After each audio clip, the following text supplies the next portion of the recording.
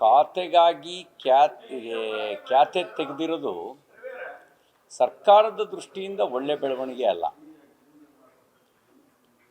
ನೋಡಿ, ಇನ್ನೂ ಪೂರ್ಣ ಪ್ರಮಾಣದ ಸಂಪುಟ ವಿಸ್ತರಣೆ ಆಗಿಲ್ಲ. ಕೆಲವು ಹಿರಿಯ ಸಚಿವರಿಗಷ್ಟೇ ಸ್ಥಾನಮಾನ ಕೊಟ್ಟಿದ್ದಾರೆ. ಹಿರಿಯ ಸಚಿವರಲ್ಲೇ ಅಸಮಾಧಾನ ಆದರೆ ಪೂರ್ಣ ಪ್ರಮಾಣದ ಸಚಿವ ಸಂಪುಟ ವಿಸ್ತರಣೆ ನಂತರ ಪರಿಣಾಮ ಏನಾಗ್ಬೋದು ಅನ್ನೋದು ಊಹೆ ಮಾಡ್ಕೋಬೋದು. ಇದು ಆಡಳಿತದ ಮೇಲೆ ಪರಿಣಾಮ ಬೀರುತ್ತೆ.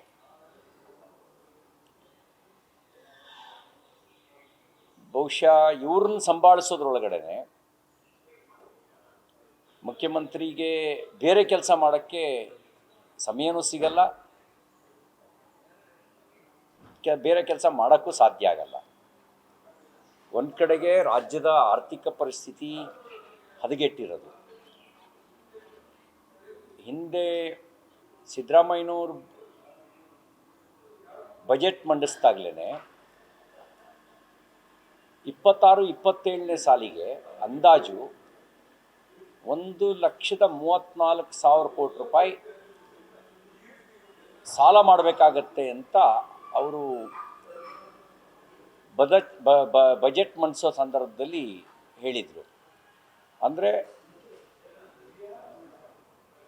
ಕ್ಯಾಪಿಟಲ್ ಇನ್ವೆಸ್ಟ್ಮೆಂಟು ಮತ್ತು ಕಮಿಟೆಡ್ ಎಕ್ಸ್ಪೆಂಡಿಚರು ಎರಡೂ ಸೇರಿ 1,34,000 ಕೋಟಿ ರೂಪಾಯಿ ಹೊಸ ಸಾಲ ಈ ವರ್ಷಕ್ಕೆ ಅಂತ.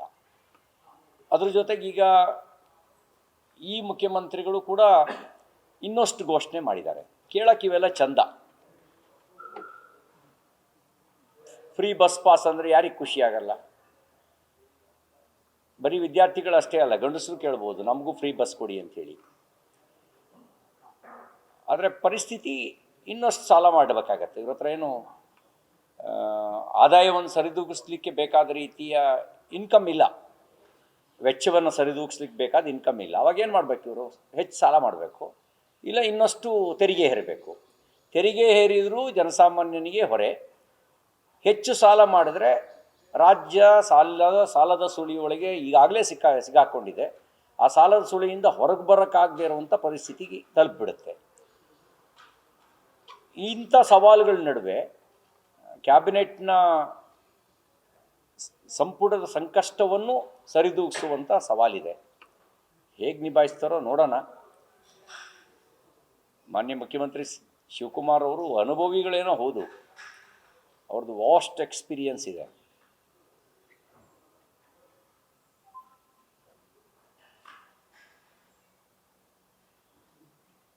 ಅನುಭವದ ಜೊತೆಗೆ ಹುಮ್ಮಸ್ಸು ಇದೆ. ಕೊರತೆ ಇರೋದು ನಾನು ಹೇಳಿಬಿಟ್ಟಿದ್ದೀನಿ. ಅವ್ರಿಗೆ ಕೊರತೆ ಇರೋದು ರಾಜ್ಯವನ್ನು ಅಭಿವೃದ್ಧಿಪಡಿಸಬೇಕು ಅನ್ನುವಂಥ ಇಚ್ಛಾಶಕ್ತಿಯ ಕೊರತೆ ಕಾಂಗ್ರೆಸ್ಸಿಗೆ ಇದೆ. ತಮ್ಮ ಅಭಿವೃದ್ಧಿ ಬಗ್ಗೆ ಅವರೆಲ್ಲರಿಗೂ ಚೆನ್ನಾಗಿ ಗೊತ್ತಿದೆ. ರಾಜ್ಯದ ಅಭಿವೃದ್ಧಿಯ ಕೊರತೆಯನ್ನು ತುಂಬಿಸುವ ಶಕ್ತಿಯನ್ನು ದೇವರು ಅವ್ರಿಗೆ ಕೊಡಲಿ, ಅಷ್ಟೇ ನಾವು ದೇವರಲ್ಲಿ ಕೇಳೋದು.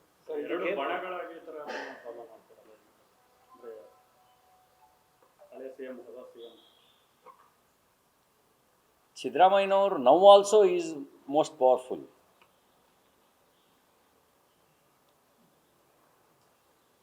ಸಿದ್ದರಾಮಯ್ಯನವ್ರನ್ನ ಕಡೆಗಣಿಸಿ ರಾಜಕಾರಣವನ್ನು ಮಾಡೋದು ಅಷ್ಟು ಸುಲಭ ಅಲ್ಲ. ಯಾರು ಮಾಸ್ ಲೀಡರ್ಸ್ ಇರ್ತಾರೆ,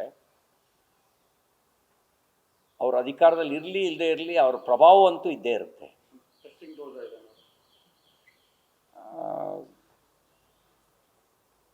ಹಂಗೆ ಕಾಣುತ್ತೆ ನನಗನ್ಸೋದು. ಈ ದನಗಳಿಗೆ ತೊಂಡಿ ಹಾಕ್ತಾರೆ ಗೊತ್ತಾ ನಿಮಗೆ? ದನಕ್ಕೆ ತೊಂಡಿ ಹಾಕೋದು ಯಾಕೆ ಅಂದರೆ ಬೇರೆಯವ್ರ ಹೊಲಕ್ಕೆ ನುಗ್ಗಬಾರ್ದು ಅಂತ. ಈ ಡಿ ಕೆ ಶಿವಕುಮಾರ್ ಅವರಿಗೂ ಇದು ತೊಂಡಿ ಹಾಕೋ ಕೆಲಸ. ಇದು ಬೇರೆ ಖಾತೆಗೆ ಮೂಗು ತೋರಿಸ್ಬಾರ್ದು, ನೀವು ಮುಖ್ಯಮಂತ್ರಿ ಇರ್ಬೋದು, ನೀವು ಬೇರೆಯವ್ರ ಖಾತೆಗೆ ಮೂಗು ತೋರಿಸಿದ್ರೆ ಅನ್ನುವಂಥ ಒಂದು ಪ್ರಶ್ನೆಯನ್ನು ಮುಂದಿಟ್ಟು ಹುಷಾರಂತ ಎಚ್ಚರಿಕೆ ಕೊಡುವಂಥ ತೊಂಡಿ ಹಾಕೋ ಕೆಲಸ ಮಾಡಿದಾರೇನೋ ಅಂತ ಅನ್ಸುತ್ತೆ ನನಗೆ. ಇಲ್ಲದೇ ಇದ್ದರೆ ಯಾರಿಗೋ ಹೆಚ್ಚುವರಿ ಚಾರ್ಜ್ ಕೊಟ್ಟರು ಅಂತ ಒಬ್ಬರು ಹಿರಿಯ ಸಚಿವರು ಮುನ್ಸ್ಕೊಳ್ತಾರೆ, ಮತ್ತೊಬ್ಬರು ನನ್ನ ಸೀನಿಯಾರಿಟಿಗೆ ತಕ್ಕ ಖಾತೆ ನೀವು ಕೊಟ್ಟಿಲ್ಲ ಅಂತ ಹೇಳ್ತಾರೆ, ಮಗದೊಬ್ಬರು ನೀರಾವರಿಗೂ ನನಗೂ ಏನು ಸಂಬಂಧ. ಬಹುಶಃ ಬೆಂಗಳೂರು ಆಗಾಗ ಮುಳುಗಿ ಸುದ್ದಿ ಆಗುತ್ತಲ್ಲ, ಹಾಗಾಗಿ ರಾಮಲಿಂಗಾರೆಡ್ಡಿ ಅವ್ರಿಗೆ ನೀರಾವರಿ ಖಾತೆ ಕೊಟ್ಟಿರ್ಬೋದು. ಯಾಕೆಂದರೆ ಬೆಂಗಳೂರೇ ಒಂದು ದೊಡ್ಡ ಕೆರೆ ಥರ ಆಗಿದೆ. ಹಾಗಾಗಿ ಹೆಂಗೂ ನಿಮಗೆ ಬೆಂಗಳೂರನ್ನ ಮುಳುಗಿಸಿ ಗೊತ್ತಿರೋದ್ರಿಂದಾಗಿ ನಿಮಗೆ ನೀರಾವರಿ ಖಾತೆ ಇದ್ದರೂ ಒಳ್ಳೆಯದು ಅಂತ ಕೊಟ್ಟಿರ್ಬೋದು. ಬಟ್ ಅವರು ಬೇರೆ ಲೆಕ್ಕಾಚಾರ ಹಾಕಿದ್ದಾರೆ. ಇದೆಲ್ಲ ನೋಡಿದಾಗ ಡಿ ಕೆ ಶಿವಕುಮಾರ್ ಅಂತಹ ಉತ್ಸಾಹಿ ತುಡುಗುದನಕ್ಕೆ ಆ ಕಡೆ ಈ ಕಡೆ ಬೇಲಿ ಹಾರಬಾರ್ದು ಅಂತ ತೊಂಡಿ ಹಾಕಿರೋ ಸಾಧ್ಯತೆಗಳಿದ್ದಾವೆ. ಸರ್, ಬೆಂಗಳೂರೇ ಬೇಕು ಅಂತ ಡಿಮ್ಯಾಂಡ್ ಮಾಡ್ತಾರೆ ಸರ್. ಅಷ್ಟೊಂದು ಈಗ ಮಾತು ಕೊಟ್ಟಿದ್ದೆ ಅಂತ ಅವ್ರು ಹೇಳ್ತಾರೆ, ಮಾತು ಕೊಟ್ಟಿದ್ದು ಅಂತ ಇವ್ರು ಹೇಳ್ತಾರೆ, ಇದೇ ಬೇಕು ಅಂತ ಆಟ ಹಿಡಿತಾರೆ. ಈ ಮುನಿಯಪ್ಪ ಹೇಳ್ತಾರೆ ನಮ್ಮ ಅನುಭವ ತಕ್ಕನ ಖಾತೆ ಸಿಕ್ಕಲಿಲ್ಲ. ಬೆಂಗಳೂರಿನಲ್ಲಿ ಅತಿವೃಷ್ಟಿಯಲ್ಲೂ ಲಾಭ ಇದೆ, ಬರದಲ್ಲೂ ಲಾಭ ಇದೆ. ಈಗ ನೀವು ಬೇರೆ ಕಡೆಗಳಲ್ಲಿ ಬರ ಬಂದರೂ ಕಷ್ಟ, ಅತಿವೃಷ್ಟಿ ಆದರೂ ಕಷ್ಟ. ಅದು ಬೆಂಗಳೂರಲ್ಲಿ ಹಂಗೇನಿಲ್ಲ. ನಿಮ್ಮ ಮಳೆ ಬರಲಿ ಬರದೇ ಇರಲಿ, ಮಳೆಗೂ ಬೆಳೆಗೂ ಏನೂ ಸಂಬಂಧ ಇಲ್ಲ. ಬೇರೆ ಕಡೆಗೆ ಮಳೆಗೂ ಬೆಳೆಗೂ ಸಂಬಂಧ ಇದೆ. ಬೆಂಗಳೂರಲ್ಲಿ ಮಳೆಗೂ ಬೆಳೆಗೂ ಯಾವ ಸಂಬಂಧನೂ ಇಲ್ಲ.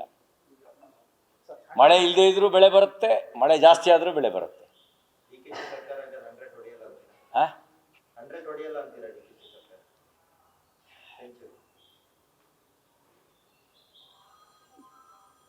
ಯಾವುದರಲ್ಲಿ? ಈ ಸರ್ಕಾರದ 3 ವರ್ಷದ ಅವಲೋಕನ ಮಾಡಿದಾಗ ಭ್ರಷ್ಟಾಚಾರ ರಹಿತ ಆಡಳಿತ ಕೊಡ್ಬೋದು ಅಂತ ನಿಮ್ಗೆ ಅನಿಸುತ್ತಾ? ಬೆಲೆ ಏರಿಕೆ ಮುಕ್ತವಾಗಿರುವಂಥ ನೀತಿಯನ್ನು ತರ್ತಾರೆ ಅಂತ ನಿಮ್ಗೇನಾರು ಅನಿಸುತ್ತಾ? ಭ್ರಷ್ಟಾಚಾರ ಮತ್ತು ಬೆಲೆ ಏರಿಕೆಯಿಂದ ಮುಕ್ತ ಆಗದೇ ಇದ್ದರೆ ಒಳ್ಳೆ ಆಡಳಿತ ಹೆಂಗೆ ಕೊಡೋಕ್ಕೆ ಸಾಧ್ಯ? ನಾವು ನಿರೀಕ್ಷೆ ಮಾಡ್ತೀವಿ, ನಾವು ಯಾವುದನ್ನು ಕೆಟ್ಟದ್ದನ್ನು ಬಯಸಲ್ಲ. ಶಿವಕುಮಾರ್ರೇ ನಿಮ್ಮ ನೇತೃತ್ವದಲ್ಲಿ ಒಳ್ಳೆ ಆಡಳಿತ ಬರಲಿ ಅಂತ ನಾವು ನಿರೀಕ್ಷೆ ಮಾಡ್ತೀವಿ. ನೀವು ಹೇಗೆ ನಿಮ್ಮ ಆರ್ಥಿಕ ಸ್ಥಿತಿಯನ್ನು ಬದಲಾಯಿಸ್ಕೊಂಡ್ರೋ, ನೀವು ಬಿಸ್ನೆಸ್ ಮಾಡಿದಿರೋ ಬೇರೆ ಏನು ಮಾಡಿದಿರೋ ಕಾಮೆಂಟ್ಸ್ನ ಮಾಡೋಕ್ಕೆ ಹೋಗಲ್ಲ. ಅದೇ ರೀತಿ ರಾಜ್ಯದ ಆದಾಯವೂ ಅದೇ ಪ್ರಮಾಣದಲ್ಲಿ ಏರಿಕೆ ಆಗಲಿ. ಆಗ ಬಹುಶಃ ರಾಜ್ಯದ ಭವಿಷ್ಯದ ದಿನಗಳಲ್ಲಿ ನವ ಕರ್ನಾಟಕದ ನಿರ್ಮಾತ್ಮ ಅಂತ ಅನ್ನುವಂಥ ಬಿರುದು ನಿಮಗೆ ಸಿಗುವಂತಾಗಲಿ. ಈಗೇನು ಸಾಲದ ಸುಳಿಯಿಂದ ರಾಜ್ಯ ಮುಕ್ತವಾಗಿ ಆದಾಯದಲ್ಲಿ ನಿಮ್ಮ ಏರಿಕೆಯ ಪ್ರಮಾಣದಷ್ಟೇ ಏರಿಕೆಯಾಗಲಿ ನಮ್ಮ ರಾಜ್ಯದ ಆದಾಯ, ಅದನ್ನ ಆಶಯ ವ್ಯಕ್ತಪಡಿಸ್ತೀವಿ. ನಿಮಗೆ ಆ ಸಾಮರ್ಥ್ಯ ಡಿ ಕೆ ಶಿವಕುಮಾರ್ಗಿದೆ ಅನ್ನೋದು ನಮ್ಮ ವಿಶ್ವಾಸ. ಆ ಸಾಮರ್ಥ್ಯವನ್ನು ತೋರಿಸ್ಲಿ. ಈಗ ಅವ್ರ ನಾಯಕರೊಬ್ಬರು ಹೇಳ್ತಾ ಇದ್ರು, ಏಕ್ ತರಫ್ ಸೆ ಆಲೂ ಡಾಲ್ನ, ದೂಸರ ತರಫ್ ಸೆ ಸೋನಾ ನಿಕಲ್ನ ಅಂತ. ಅದು ರಾಜ್ಯದ ಬಜೆಟ್ಟಿಗೆ ಅದು ಆ ರೀತಿ ಆಗಲಿ. ಒಂದು ಕಡೆ ಆಲೂಗಡ್ಡೆ ಹಾಕಿ ಇನ್ನೊಂದು ಕಡೆ ಚಿನ್ನದ ಬೆಳೆಯನ್ನು ತೆಗೆದು ಅದು ಆ ಮೂಲಕ ರಾಜ್ಯವನ್ನು ಸಮಗ್ರ ದೃಷ್ಟಿಯಿಂದ ಅಭಿವೃದ್ಧಿಪಡಿಸುವಂಥ ಸಾಮರ್ಥ್ಯವನ್ನು ಭಗವಂತ ಈ ಸರ್ಕಾರಕ್ಕೆ ದಯಪಾಲಿಸ್ತಾರೆ. ನ್ಯೂಸ್ ಫಸ್ಟ್ ನಿರ್ಭೀತಿಯಿಂದ ನಿಮ್ಮ ಪರವಾಗಿ.